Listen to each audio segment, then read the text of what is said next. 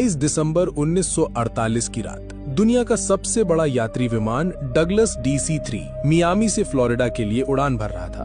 विमान में 125 यात्री और 9 क्रू सदस्य, कुल 134 लोग सवार थे। उत्तरी अटलांटिक महासागर के ऊपर लगभग 8,300 फीट की ऊंचाई पर विमान शांति से अपनी 180 मील प्रति घंटे की रफ्तार से आगे बढ़ रहा था। रात के 8:13 हुए थे। कॉकपिट में कैप्टन रॉबर्ट मिलर और उनके को पायलट सब कुछ सामान्य देख रहे थे, लेकिन अचानक सैन जुआन एयर ट्रैफिक कंट्रोल यानी ATC के साथ उनका संपर्क कमजोर पड़ने लगा। कैप्टन मिलर ने रिपोर्ट किया कि उन्हें एक मामूली तकनीकी समस्या का सामना करना पड़ रहा है। ये उनकी आखिरी आवाज थी। इसके ठीक 10 सेकंड के अंदर विमान ATC के रडार से हमेशा के लिए गायब हो गया। विमान की आखिरी लोकेशन बरमूडा ट्रायंगल के ठीक बीच में थी। उस रात जो हुआ वो किसी तकनीकी खराबी से कहीं ज्यादा भयानक था। विमान दुनिया की सबसे रहस्यमयी जगह बरमूडा ट्रायंगल के एक ऐसे बवंडर में फंस गया था जिसके बारे में किसी ने न कभी सुना था न कभी देखा था। पलक झपकते ही विमान के अंदर चीख पुकार मच गई। कैप्टन मिलर ने अपनी पूरी ताकत से प्लेन को संभालने की कोशिश की, लेकिन तब तक बहुत देर हो चुकी थी। तूफान ने पूरे विमान को अपनी चपेट में ले लिया था और उसे किसी खिलौने की तरह घुमा रहा था। प्लेन के सारे इलेक्ट्रॉनिक उपकरण, कंपास, रेडार सब कुछ बंद हो चुका था। विमान अब किसी इंसान के नियंत्रण में नहीं था, वो सिर्फ तूफान की रफ्तार से अंधाधुंध उड़े जा रहा था। लगभग आधा घंटा उस जानलेवा बवंडर में जूझने के बाद जब विमान तूफान से बाहर निकला तो चारों तरफ सिर्फ अंतहीन समंदर था। प्लेन के इंजन अभी भी काम नहीं कर रहे थे और वो धीरे धीरे नीचे की ओर गिर रहा था। तभी को पायलट की नजर सामने एक द्वीप पर पड़ी। वो एक अनजान अनछुआ द्वीप था। सबको पता था कि उनकी मौत बस कुछ ही पलों की दूरी पर है। विमान उस द्वीप पर मौजूद एक विशालकाय पुराने पेड़ से जा टकराया। पेड़ की सैकड़ों मोटी डालियों ने विमान को किसी जाल की तरह अपने अंदर फंसा लिया और यही वो चमत्कार था जिसने 134 लोगों की जान बचा ली। विमान के पेड़ में फंस जाने से यात्रियों की जान तो बच गई, लेकिन ये एक दर्दनाक शुरुआत थी। विमान के अंदर से कराहने और रोने की आवाजें आ रही थी। कैप्टन रॉबर्ट मिलर, जिनका सिर एक पैनल से टकरा गया था, होश में आते ही हरकत में आ गए। उन्होंने तुरंत लोगों को शांत कराया। विमान में सवार एक retired army doctor Evelyn read ने बिना समय गंवाए घायलों की देखभाल शुरू कर दी। कुल 10 लोग गंभीर रूप से घायल थे। किसी का हाथ टूटा था, किसी का पैर, तो 2 लोगों के सिर पर गहरी चोटें आई थी। बाकी सभी लोग सदमे में थे लेकिन सुरक्षित थे। जब सब धीरे धीरे विमान से नीचे उतरे तो उन्होंने महसूस किया कि वे कहां आ फंसे हैं। ये एक ऐसा द्वीप था जो किसी नक्शे पर मौजूद नहीं था। चारों तरफ घना जंगल, अजीबोगरीब पेड़ पौधे और एक अनजानी खामोशी थी। सबसे पहली और सबसे बड़ी चुनौती थी पानी। हर कोई प्यासा था, लेकिन पूरे द्वीप पर दूर दूर तक किसी नदी, झरने या साफ पानी के स्रोत का कोई निशान नहीं था। उनकी एकमात्र उम्मीद अब सिर्फ बारिश का पानी थी। कैप्टन मिलर ने अपने अनुभव का इस्तेमाल करते हुए लोगों को समूहों में बांटा।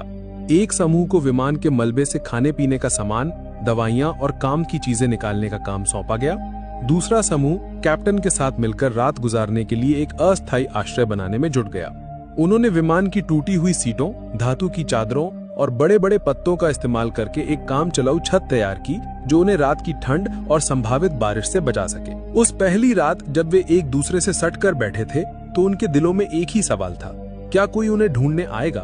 क्या वे कभी इस अनजान जगह से बाहर निकल पाएंगे?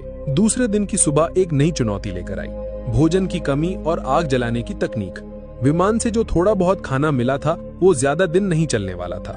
उन्हें द्वीप पर ही भोजन खोजना था, लेकिन कौन सा फल जहरीला है और कौन सा खाने लायक, ये जानने का कोई तरीका नहीं था। इसी कोशिश में एक अधेड़ उम्र के व्यक्ति ने एक अनजान फल खा लिया और कुछ ही घंटों में उसकी तड़प तड़प कर मौत हो गई। ये द्वीप पर हुई पहली मौत थी जिसने सबको अंदर तक हिला के रख दिया।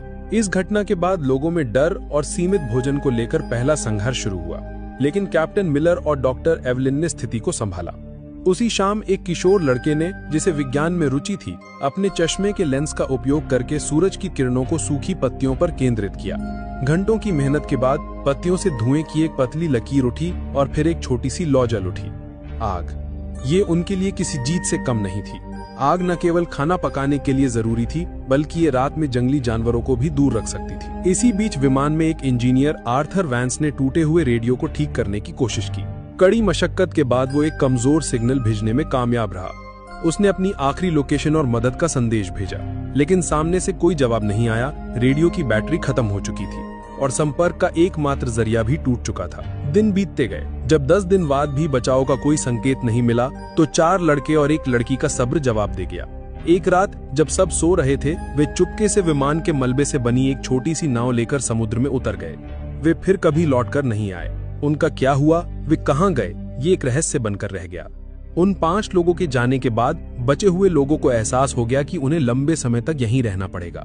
कैप्टन मिलर ने सबको इकट्ठा किया और एक स्थायी व्यवस्था बनाने का प्रस्ताव रखा। काम का बंटवारा किया गया। एक टीम रोजाना भोजन और फल इकट्ठा करने के लिए जंगल में जाती, दूसरी टीम आश्रय को और मजबूत बनाने और उसकी मरम्मत करने का काम करती। डॉक्टर एवलिन और कुछ अन्य लोगों ने घायलों और बीमारों की देखभाल का जिम्मा संभाला। दूसरी ओर अमेरिकी सरकार ने विमान को खोजने के लिए इतिहास का सबसे बड़ा सर्च ऑपरेशन शुरू किया था। अटलांटिक महासागर के चप्पे चप्पे को छान मारा गया, लेकिन विमान का एक टुकड़ा भी नहीं मिला। 1 सप्ताह की लगातार खोज के बाद भी जब कोई सुराग नहीं मिला तो अभियान धीमा पड़ गया। इसी बीच द्वीप पर बचे हुए लोगों ने जीने की कला सीखनी शुरू कर दी थी। उन्होंने द्वीप के पत्थरों और विमान की धातु को घिस घिस कर चाकू और भाले जैसे औजार बनाए। सबसे बड़ी चुनौती द्वीप के जंगली सुअर थे, जो झुंड में रहते थे और रात में उनके शिविर पर हमला कर देते थे। विमान में एक शिकारी ट्रेनर भी था, जिसने लोगों को भाला चलाना और जाल बिछाना सिखाया। कई दिनों की योजना और अभ्यास के बाद उन्होंने अपने पहले जंगली सुअर का शिकार किया। ये एक भयानक और भावनात्मक क्षण था। शिकार के दौरान 2 लोग घायल हो गए, लेकिन जब वे उस शिकार को लेकर शिविर में लौटे तो ये सिर्फ भोजन नहीं था, ये उनकी एकता और दृढ़ संकल्प की जीत थी। उन्होंने द्वीप के किनारे टूटे हुए नारियल के तनों से रेत पर बड़े बड़े अक्षरों में हेल्प लिखा, इस उम्मीद में कि शायद कोई गुजरता हुआ जहाज या विमान इसे देख ले। 6 महीने बीत चुके थे। बाहरी दुनिया के लिए NC-16002 विमान और उसमें सवार 134 लोग एक अनसुलझी पहेली बनकर रह गए थे। $45 मिलियन खर्च करने के बाद अमेरिकी सरकार ने आधिकारिक तौर पर सर्च ऑपरेशन बंद कर दिया और सभी को लापता घोषित कर दिया। उनके परिवार वालों को बता दिया गया कि अब उनके प्रियजनों के लौटने की कोई उम्मीद नहीं है। लेकिन यहाँ इस अनजान द्वीप पर एक नया समुदाय जन्म ले रहा था। जो लोग गंभीर रूप से घायल थे, वे डॉक्टर एवलिन की देखभाल में धीरे धीरे ठीक हो रहे थे और छोटे मोटे कामों में हाथ बटाने लगे थे। लेकिन इस दौरान बीमारी और निराशा के कारण कुछ और लोगों की मौत हो गई। बचने का कोई रास्ता न देखकर कई लोग मानसिक रूप से टूट गए थे और उन्होंने दम तोड़ दिया। अब द्वीप पर केवल 114 लोग बचे थे। उन्होंने अपने मृतकों को सम्मान के साथ दफनाना शुरू कर दिया और एक दूसरे का मानसिक सहारा बने। रात में जब सब आग के चारों ओर इकट्ठा होते तो वे अपने पुराने जीवन की कहानियां सुनाते, गाने गाते। लगभग 1.5 साल बाद द्वीप पर पहली बार किसी बच्चे की किलकारी गूंजी। एक युवा जोड़े के यहाँ एक स्वस्थ बेटे का जन्म हुआ। उस बच्चे का जन्म द्वीप पर मौजूद हर इंसान के लिए एक नई उम्मीद लेकर आया। 2 साल बीत गए। इस दौरान उन्होंने द्वीप पर जीना सीख लिया था। उन्होंने छोटी मोटी खेती शुरू कर दी थी और मछली पकड़ने के नए नए तरीके इजाद कर लिए थे। लेकिन सभ्य दुनिया में लौटने की इच्छा अभी भी उनके दिलों में चल रही थी। इंजीनियर आर्थर वेंस के नेतृत्व में सभी ने मिलकर एक बड़ी नाव बनाने का फैसला किया। ये उनका सबसे बड़ा और सबसे महत्वाकांक्षी प्रोजेक्ट था। महीनों की कड़ी मेहनत के बाद उन्होंने विमान के टुकड़ों, लकड़ी और बेलों का उपयोग करके एक बड़ी मजबूत नाव तैयार की। जिस दिन उन्होंने नाव को समुद्र में उतारा, वो किसी त्योहार से कम नहीं था। 25 सबसे मजबूत और अनुभवी लोगों को उस नाव पर सवार किया गया, इस वादे के साथ कि वे मदद लेकर वापस लौटेंगे। नाव द्वीप से कुछ मील दूर तक तो ठीक चली, लेकिन फिर मौसम ने अपना असली रूप दिखाया। अचानक आसमान में काले बादल घिर आए और एक भयानक तूफान ने उनकी नाव को घेर लिया। ऊंची ऊंची लहरों ने नाव को पलट दिया। उनमें से कुछ ही लोग तैरकर किसी तरह वापस द्वीप के किनारे पहुंच पाए, लेकिन उस हादसे में 16 लोगों की जान चली गई। ये द्वीप पर अब तक का सबसे बड़ा झटका था। पहले ही बीमारी और निराशा से 15 लोग मर चुके थे और अब इस हादसे ने 16 और जानें ले ली। कुल मिलाकर 31 लोगों की मौत हो चुकी थी और 5 पहले ही भाग गए थे। अब द्वीप पर केवल 98 लोग बचे थे। इस घटना ने उनके बचने के विश्वास को चकनाचूर कर दिया। कई लोगों ने मान लिया कि ये द्वीप ही उनकी कब्र बनेगा और यहाँ से निकलने की कोशिश करना मौत को दावत देना है। 5 साल गुजर चुके थे। जो बच्चे द्वीप पर पैदा हुए थे, उनके लिए यही उनकी दुनिया थी। उन्होंने कभी कार, बिजली या शहर नहीं देखे थे। बड़े लोग उन्हें अपनी पुरानी दुनिया की कहानियां सुनाते, जो उन बच्चों के लिए किसी परी कथा से कम नहीं थी। लेकिन समय के साथ समाज में दरारें पड़ने लगी। द्वीप के प्राकृतिक संसाधन जैसे कि एक खास किस्म के फलदार पेड़ और छोटे जानवर कम होने लगे थे। भोजन की कमी ने लोगों के बीच तनाव पैदा कर दिया। अब वे दो गुटों में बंट गए थे। एक गुट जिसका नेतृत्व कैप्टन मिलर कर रहे थे, वे अभी भी मानता था कि उन्हें किसी भी कीमत पर यहां से निकलने की कोशिश करते रहना चाहिए। दूसरा गुट जिसका नेतृत्व एक हताश व्यक्ति कर रहा था, का मानना था कि यही उनकी नियति है और उन्हें बाहरी दुनिया को भूलकर इसी द्वीप पर बस जाना चाहिए, क्योंकि बाहर निकलने की हर कोशिश सिर्फ मौत लेकर आई थी। इसी बीच भोजन की तलाश में एक खोजी दल द्वीप के अंदरूनी हिस्से में गया, जहां उन्हें कुछ ऐसा मिला जिसने उनके रोंगटे खड़े कर दिए। उन्हें किसी प्राचीन टूटी फूटी सभ्यता के खंडर मिले और उन्हें खंडरों के पास एक गुफा के अंदर उन्हें एक इंसान का कंकाल मिला। कंकाल के पास धातु का एक छोटा जंग लगा टुकड़ा था, जो किसी पुराने विमान का हिस्सा लग रहा था।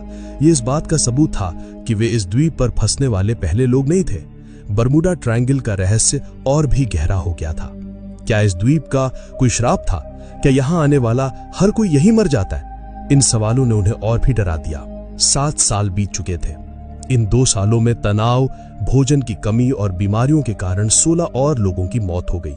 अब उनकी संख्या घटकर सिर्फ 82 रह गई थी। लोग जीने की उम्मीद लगभग छोड़ चुके थे, वे बस दिन काट रहे थे। ऐसा लग रहा था कि चीजें इससे ज्यादा बुरी नहीं हो सकती, लेकिन वे गलत थे। 8वें साल की एक दोपहर द्वीप पर एक भयानक चक्रवात आया। तेज हवाओं और मूसलाधार बारिश ने उनके लंबे समय की मेहनत से बनाए गए बसीरों और छोटी मोटी फसलों को तहस नहस कर दिया। उन्होंने जो कुछ भी बनाया था सब कुछ बिखर गया। उनके जीने का मनोबल पूरी तरह से टूट चुका था। वे खुले आसमान के नीचे भीगते हुए, कांपते हुए बैठे थे और सोच रहे थे कि शायद अब अंत आ गया है। चक्रवात के ठीक कुछ हफ्ते बाद, जब वो अभी उबरने की कोशिश ही कर रहे थे, द्वीप एक जोरदार भूकंप से कांप उठा। जमीन ऐसे हिल रही थी जैसे फट जाएगी, पहाड़ टूटकर गिरने लगे और पेड़ जड़ से उखड़ गए। हर कोई अपनी जान बचाने के लिए इधर उधर भाग रहा था। ये भूकंप विनाशकारी था, लेकिन अनजाने में ये उनके उद्धार का कारण बनने वाला था। भूकंप के कारण विमान का जो मलबा सालों से एक ही जगह पड़ा था, वो अपनी जगह से खिसक गया और उसके नीचे दबे कुछ तार और उपकरण बाहर आ गए। किसी को नहीं पता था कि ये छोटी सी घटना उनकी 9 साल की पीड़ा का अंत लिखने वाली है। भूकंप के कुछ दिन बाद जब सब कुछ शांत हुआ, तो इंजीनियर आर्थर वेंस यूं ही टूटे हुए मलबे का निरीक्षण कर रहा था। तभी उसकी नजर विमान के उस रेडियो पर पड़ी, जो अब एक अलग कोण पर पड़ा था। उसी समय वैज्ञानिकों के अनुसार एक तीव्र सौर तूफान, जिसे सोलर फ्लेयर कहते हैं, उठा, जिसने पृथ्वी के चुंबकीय क्षेत्र को प्रभावित किया। ये एक दुर्लभ खगोलीय घटना थी। शायद इसी घटना के कारण या भूकंप से हिले तारों के जुड़ जाने से एक चमत्कार हुआ। आर्थर ने जब यूं ही रेडियो का एक स्विच दबाया, तो उसमें से एक हल्की सी खरखराहट की आवाज आई। उसके दिल की धड़कन बढ़ गई। उसने कांपते हाथों से बैटरी के बचे कुचे तारों को जोड़ा और 9 साल में पहली बार रेडियो की हरी बत्ती जल उठी। उसने तुरंत माइक उठाया और एक कांपती हुई आवाज में कहा, मेडे मेडे मेडे, ये फ्लाइट NC-16002 है। क्या कोई सुन रहा है? हम जिंदा हैं। हम 9 साल से एक द्वीप पर फंसे हुए हैं। दूसरी तरफ मियामी के एयर ट्रैफिक कंट्रोल में एक ऑपरेटर ने जब ये संदेश सुना, तो उसे अपने कानों पर विश्वास नहीं हुआ। उसने सोचा कि यह कोई मजाक है, लेकिन जब आर्थर ने विमान का रजिस्ट्रेशन नंबर, कैप्टन का नाम और उड़ान की तारीख बताई, तो पूरे कंट्रोल रूम में सन्नाटा छा गया। अमेरिकी सरकार ने तुरंत रेस्क्यू ऑपरेशन फिर से शुरू कर दिया। उस समय सैटेलाइट तकनीक इतनी उन्नत नहीं थी कि वे लोकेशन को ट्रैक कर सके। उन्हें बस इतना पता था कि विमान बर्मुडा ट्रायंगल के आसपास कहीं है। उन्होंने उस पूरे इलाके के एक एक द्वीप को फिर से छानने का फैसला किया। दूसरी ओर द्वीप पर मौजूद लोगों में आशा की एक नई किरण जाग उठी थी। वे दिन रात एक बड़ी आग जलाकर धुआं करते रहते ताकि बचाव दल उन्हें देख सके। 9 साल, पूरे 9 साल बीत चुके थे। एक सुबह जब द्वीप के बचे कुचे 82 लोग सोकर उठे, तो उनमें से एक ने दूर क्षितिज पर एक छोटा सा धब्बा देखा। वो धब्बा धीरे धीरे बड़ा हो रहा था। वो एक जहाज था। वो एक अमेरिकी नौसेना का जहाज था जो उनकी तलाश में आया था। उस जहाज को देखते ही 9 साल का दबा हुआ दर्द, पीड़ा और इंतजार सब कुछ आंसुओं के सैलाब में बह निकला। लोग खुशी से चीख रहे थे, रो रहे थे, एक दूसरे को गले लगा रहे थे। वे रेत पर दौड़ते हुए चिल्ला रहे थे, हम बच गए, हम बच गए। जब बचाव दल द्वीप पर उतरा, तो वे वहां का दृश्य देखकर सन्न रह गए। जिन्हें दुनिया 9 साल पहले मृत मान चुकी थी, वे आज उनके सामने खड़े थे, थके हुए, कमजोर, लेकिन जिंदा। उनकी वापसी की कहानी ने पूरी दुनिया को हिलाकर रख दिया। ये मानव सहन शक्ति और जीवित रहने की इच्छा की एक अविश्वसनीय कहानी थी। जिन परिवारों ने अपने प्रियजनों के लौटने की उम्मीद छोड़ दी थी, वे आज उनसे मिल रहे थे। वो पल इतने भावुक थे कि उन्हें शब्दों में बयां नहीं किया जा सकता। अमेरिका में यह कहानी एक किंवदंती बन गई, जो आज भी लोगों के दिलों में बसी है। ठीक 1 साल बाद 1958 में प्रसिद्ध लेखक जेम्स बाल्डविन ने इन बचे हुए लोगों के अनुभवों पर आधारित एक किताब लिखी, जिसका नाम था lost in the echo, the 9-year survival of flight NC-16002। ये किताब अमेरिका की सबसे ज्यादा बिकने वाली किताबों में से एक बनी। ये सिर्फ एक कहानी नहीं थी, ये उन 82 आत्माओं की दर्दनाक दास्तां थी जिन्होंने 9 साल तक मौत को मात दी और हमें सिखाया कि उम्मीद की एक छोटी सी किरण भी सबसे घने अंधेरे को चीर सकती है।